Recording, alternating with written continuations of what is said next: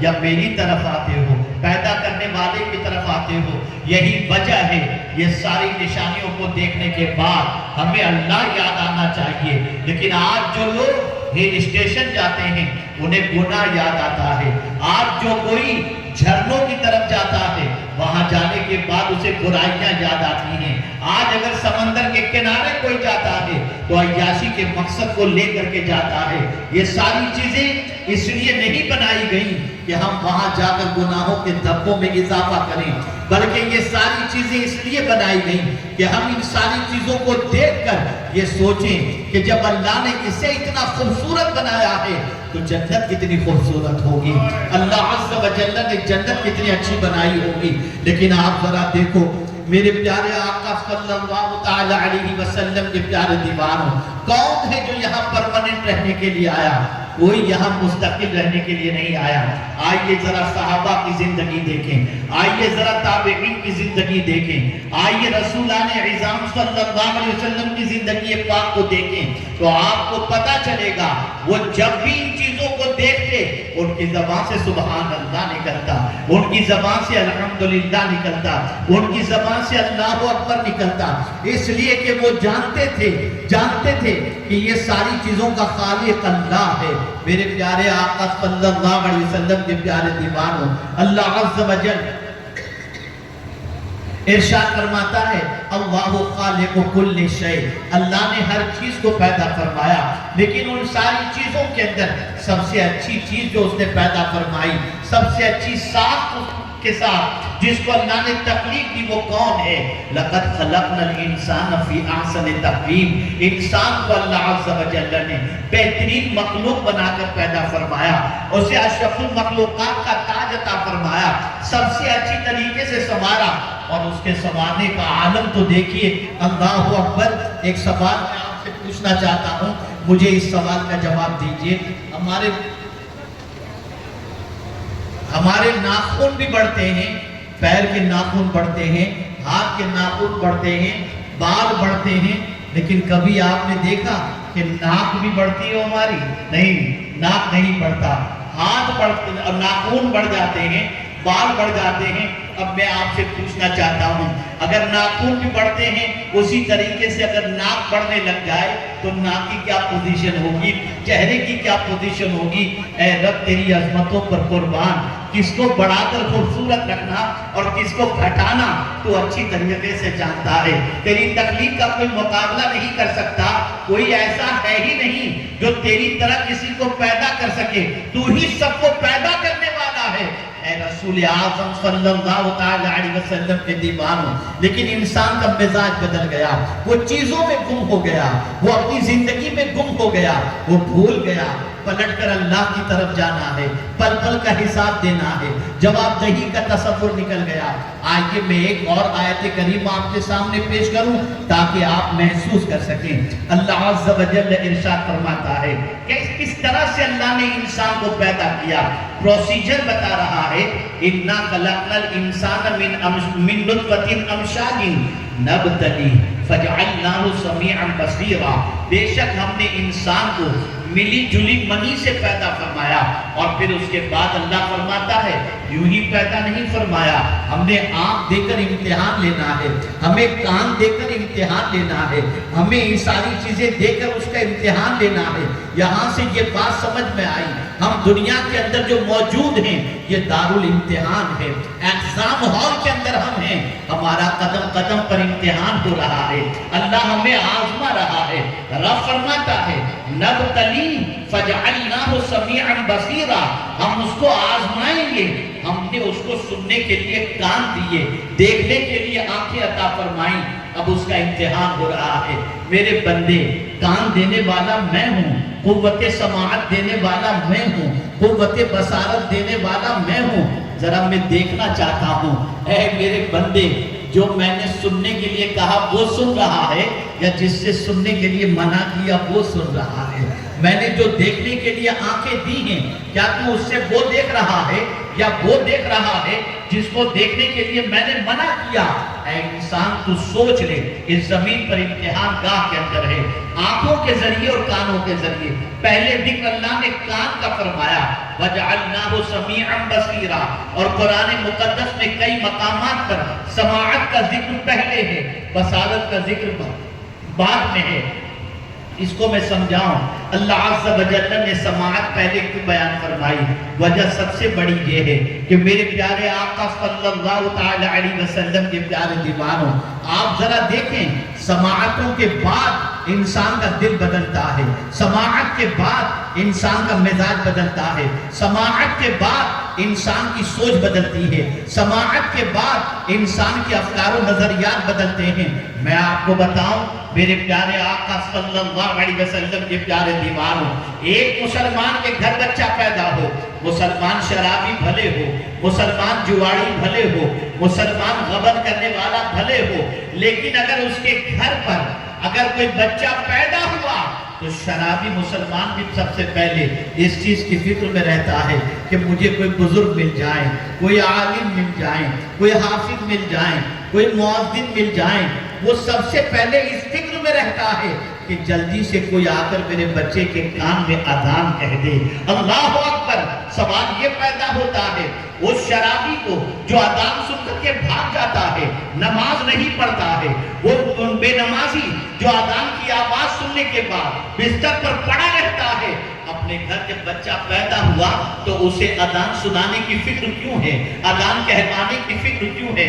آپ دیکھیں گے یہ فطرت آواز دیتی ہے، یہ اللہ عز و جل نے اس کے دل میں ڈال دیا ہے، اے میرے بندے جلدی سے اس کے کانوں تک میرا ذکر پہنچا دے تاکہ اسے پتہ چلے کہ یہ کس کے گھر پیدا ہوا ہے، اللہ کے ماننے والے کے گھر پیدا ہوا ہے یا اللہ کو نہ ماننے والے کے گھر پیدا ہوا ہے۔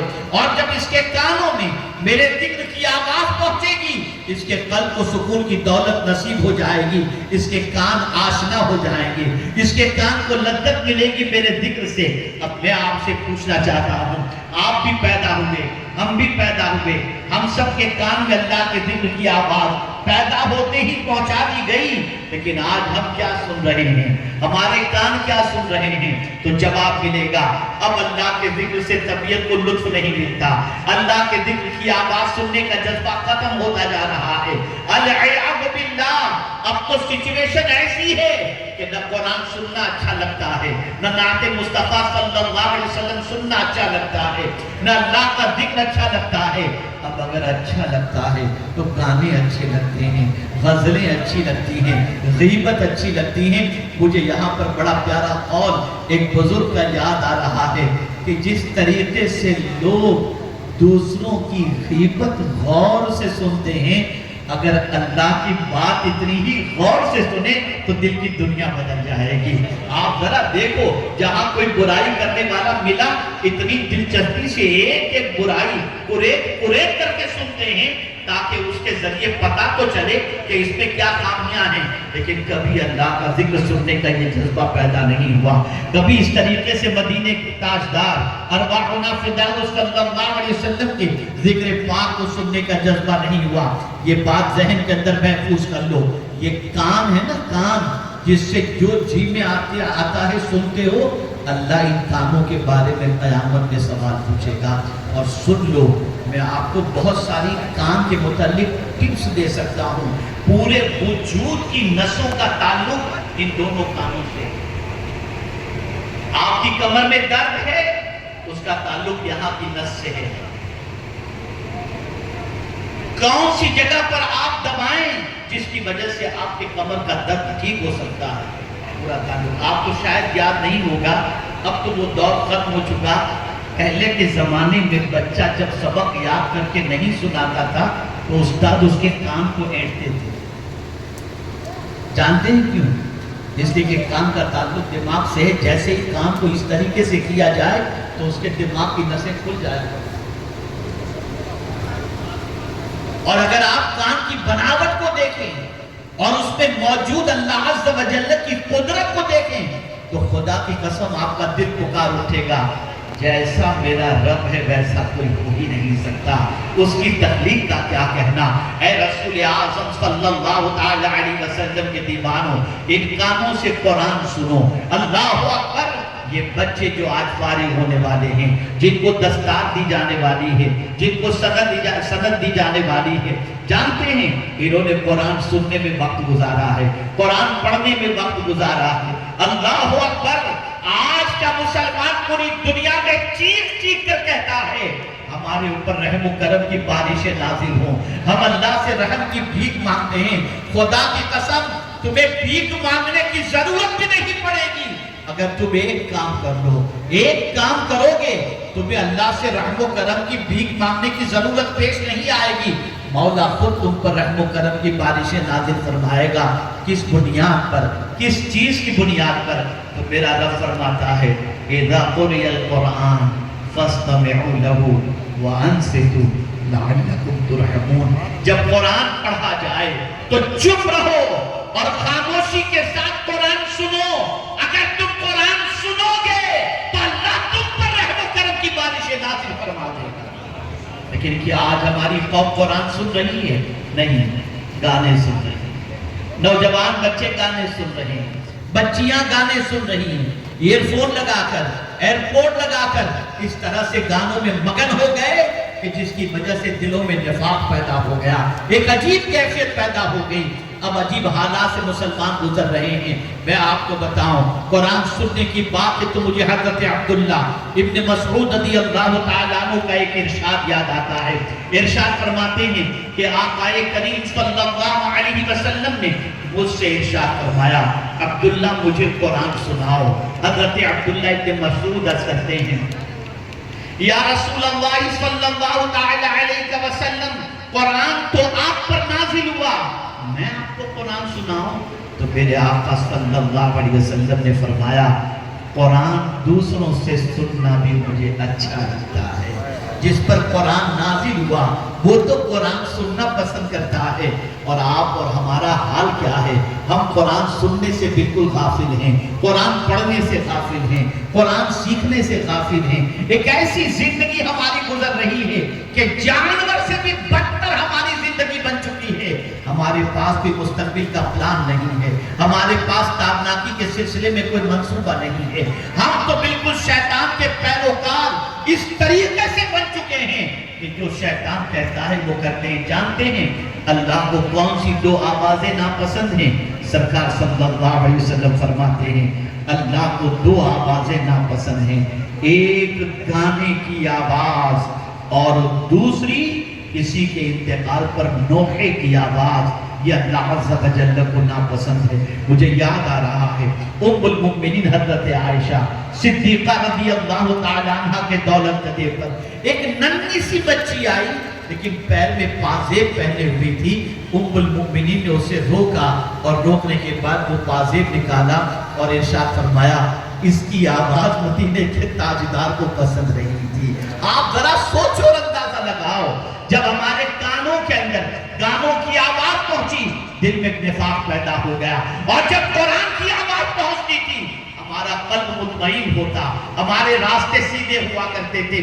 آپ دیکھیں سن کر انسان کی زندگی بدلتی ہے، سن کر انسان کے مزاج میں فرق پیدا ہوتا ہے، سننے کے بعد انسان اس راستے کا مسافر بنتا ہے جو راستہ اسے سیدھی منزل تک پہنچا دیا کرتا ہے۔ اے رسول اعظم کے دیوانوں، جنات نے قرآن سن کرتے ہی تو اسلام قبول کیا تھا۔ آپ ذرا سوچو تو صحیح، یہ قرآن کی آواز ہی تو ہے جس کو سننے سے روکنے کے لیے دور جاہلیت کے اندر کفار کیا کرتے تھے۔ جانتے ہیں قرآن کہتا ہے وَقَالَ الَّذِينَ كَفَرُوا لَا تَسْمَعُوا لِهَذَا الْقُرْآنِ، اس قرآن کی آواز کو مت سنو، اس لیے کہ آپ جانتے ہیں یہ قرآن کی آواز دل کو مطمئن کرتی ہے، یہ قرآن کی آواز زندگی میں انقلاب پیدا کرتی ہے، یہ قرآن سننے کا جذبہ انسان کے دل کو اور دماغ کو پاک کر دیا کرتا ہے۔ لیکن مجھے بڑے افسوس کے ساتھ یہ کہنا پڑتا ہے ہم اگر کسی کا انتقال ہو جائے تو مرنے والے کے ایصال ثواب کے لیے قرآن پڑھتے ہیں کہ اس کے ثواب سے مرنے والے کو فائدہ پہنچے گا۔ کاش کہ یہ خیال بھی اور یہ جذبہ بھی بیدار ہو جاتا کہ جس طرح سے قرآن کا فائدہ مرنے والے کو پہنچتا ہے زندگی کو بھی پہنچا کرتا ہے۔ زندہ بھی قرآن پڑھتا اور قرآن سنتا تو اس کی زندگی بدل جایا کرتی۔ اے رسول اعظم صلی اللہ علیہ وسلم کے دیوانوں، بس ایک فکر دے کر میں اپنی گفتگو کو اس لیے ختم کروں گا کہ وقت میں اتنی گنجائش نہیں پرمیشن کے اعتبار سے کہ میں اور آگے تک گفتگو لے جا سکوں۔ آج اٹھنے سے پہلے یہ دو بات ذہن کے اندر بٹھا کر کے اٹھیں، کان اور آنکھ۔ میں سوال پوچھوں گا، آپ جواب دیں۔ کان کس نے عطا کیا؟ بولیے، ارے بولیں گے تو ثواب ہی ملے گا نا، اللہ کا نام لیں گے تو ذرا بلند آواز سے۔ کان کس نے عطا فرمایا؟ اللہ نے۔ سننے کی طاقت کس نے دی؟ اللہ نے۔ آنکھ کس نے دی؟ اللہ نے۔ دیکھنے کی طاقت کس نے دی؟ اللہ نے۔ اب میں آپ سے پوچھنا چاہتا ہوں، آپ تسلیم بھی کرتے ہیں کان اللہ نے دیے، آنکھ اللہ نے دی۔ اللہ نے فرمایا میں دونوں اس لیے یہ چیزیں دیا ہوں کہ میں تمہارا امتحان لینا چاہتا ہوں کہ سنتے کیا ہو اور دیکھتے کیا ہو۔ بس یہ واضح فجعلنا نبتلی، ہم اس کو آزمائیں گے۔ فجعلنا سمیعا بصیرا، اور ہم نے اس کو سننے والا اور دیکھنے والا بنایا۔ اب میں آپ سے پوچھنا چاہتا ہوں، قیامت میں اگر اللہ پوچھے گا کہ کیا سنا تھا، کیا جواب ہو؟ کیا دیکھا تھا، کیا جواب ہو؟ اب آئیے، سننا کیا چاہیے اور دیکھنا کیا چاہیے؟ اللہ اکبر۔ میرے پیارے آقا صلی اللہ علیہ وسلم کے پیارے دیوانوں، سنو وہ بات جس کو سننے کا حکم اللہ اور اس کے رسول نے دیا۔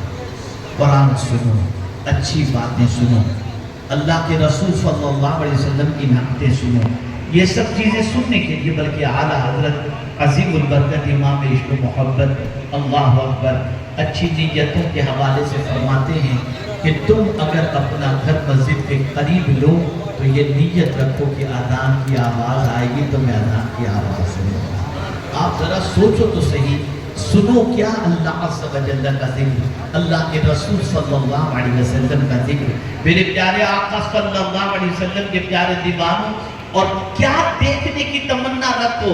آنکھیں اللہ نے دی ہیں نا، رات کو جو کچھ یوٹیوب پر آیا سب نہ دیکھو، کیا دیکھنا چاہیے اور کیا دیکھنے کی تمنا ہو تو میرے پیر و مرشد سیدی و سندی سرکار حضور مفتی اعظم علیہ رحمہ عرض کرتے ہیں، انہیں نہ دیکھا تو کس کام کی ہے یہ آنکھیں کہ دیکھنے کی ہے ساری بہار آنکھوں میں۔ اللہ اکبر، کچھ ایسا کر دے میرے کردگار آنکھوں میں، ہمیشہ نقش رہے روئے یار آنکھوں میں۔ اور یہ حضور مفتی اعظم علیہ رحمہ نے یوں ہی نہیں کہا، حضور محبوب الہی حضرت نظام الدین اولیاء رحمت اللہ تعالی علیہ صبح کو رسول اعظم حضرت محبوب الہی فرماتے ہیں کہ صدیق اکبر رضی اللہ تعالی عنہ رسول اعظم صلی اللہ علیہ وسلم کے دولت قدے کے دروازے کے کھلنے سے پہلے رخسار کو دہلیز مصطفیٰ پر رکھ دیتے۔ سرکار جب دروازہ کھولتے تو دیکھتے چوکھٹ پر صدیق اکبر موجود ہیں تو ارشاد فرماتے، ابو بکر اتنی صبح صبح تم آ کر بیٹھ گئے؟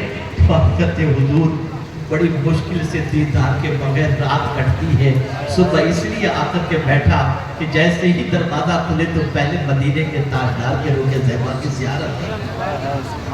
جب یہ کیفیت تھی ہم کامیاب تھے، لیکن میں سمجھتا ہوں، میرا اپنا آبزرویشن ہے کہ اس وقت جو مجمع موجود ہے آپ حضرات کی توجہ بھی ہے اور مس مائنڈ بھی آپ لوگ ہیں، میں بہت زیادہ تفصیلی گفتگو یا بہت گہری گفتگو کروں تو شاید نہ سمجھ سکیں، بس صرف اتنا کہہ دیتا ہوں، کان امتحان کے لیے ہیں اور آنکھ امتحان کے لیے پوچھا جائے۔ اب اگر آنکھ سے غلط دیکھیں تو، کان سے غلط سنیں تو، اب سن لو اس کا انجام کیا۔ آقا کریم صلی اللہ علیہ وسلم ارشاد فرماتے ہیں، جو شخص اپنے کان سے ان باتوں کو سنتا ہے جن باتوں کو سننے کے لیے اللہ نے منع فرمایا، آقا کریم صلی اللہ علیہ وسلم فرماتے ہیں ان کے کان کے اندر جہنم کا پگھلایا ہوا سیسا ڈالا جائے گا۔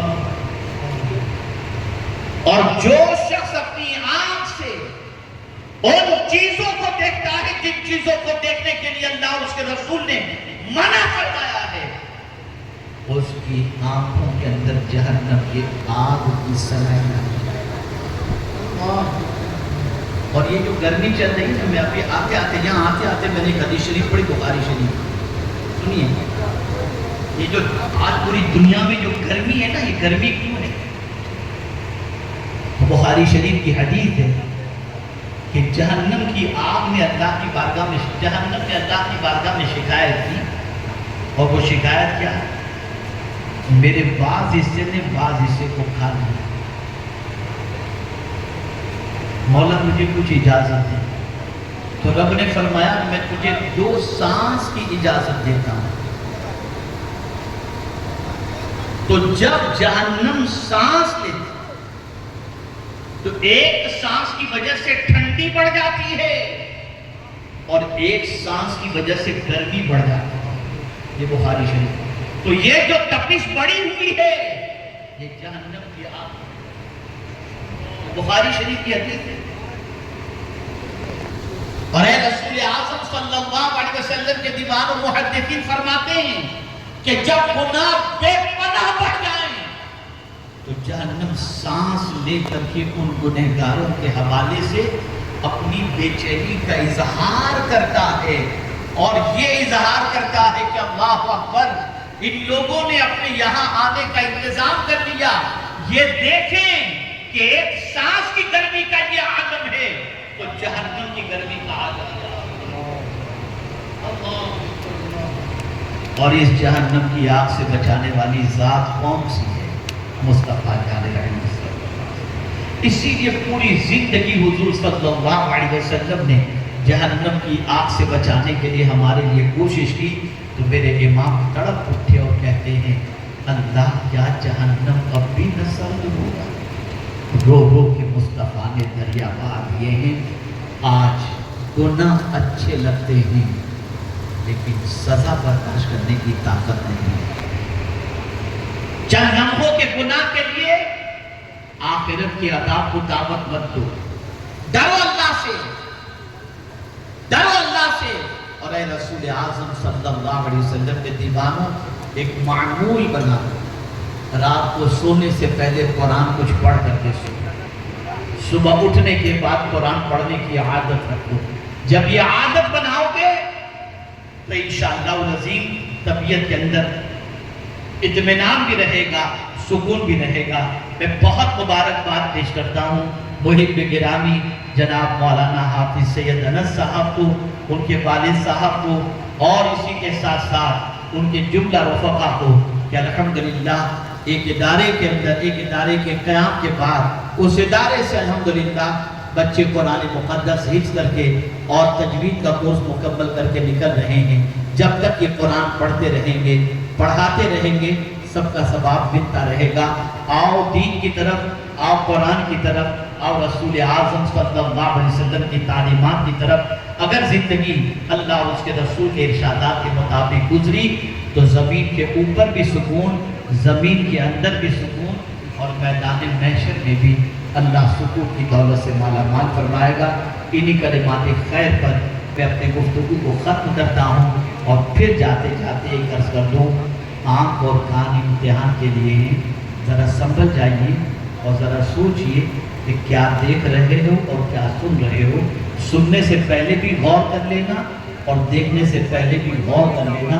دیکھنا ہو تو قرآن دیکھو، دیکھنا ہو تو ماں باپ کے چہرے کو شفقت و محبت سے دیکھو، علماء بعمل کے چہرے کی زیارت کرو، آب زمزم میں دیکھو، قرآن مقدس کو دیکھو، خانہ کعبہ کو دیکھو، اور گنبد خضرا کو دیکھو۔